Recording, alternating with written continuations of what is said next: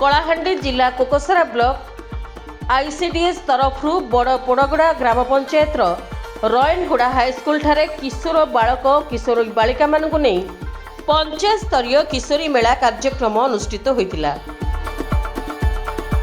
एही कार्यक्रम रे मुख्य अतिथि भाव रयनगुड़ा हाईस्कल प्रधान शिक्षक श्रीयुक्त प्रशांत कुमार साहू योगदान करी छात्र छात्री माने किभली भाव में प्रतियोगिता मनोभाव नहीं आगक बढ़ी पारिबे सही विषय रे बुझाइथिले।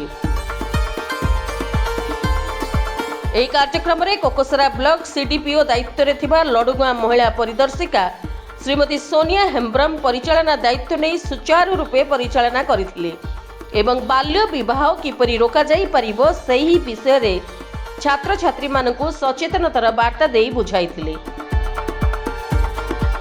छात्र छात्री माने विभिन्न प्रतियोगिता रे अंशग्रहण करथिले एवं गीत प्रतियोगिता रचना लेखिबा नृत्य प्रतियोगिता चित्रांकन प्रतियोगिता मान अनुष्ठित होइतिला।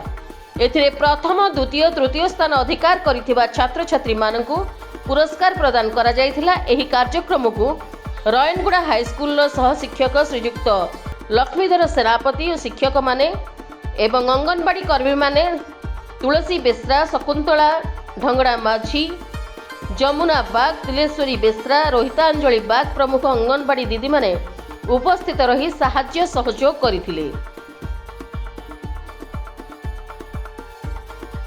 Bureau report PS news Bharat.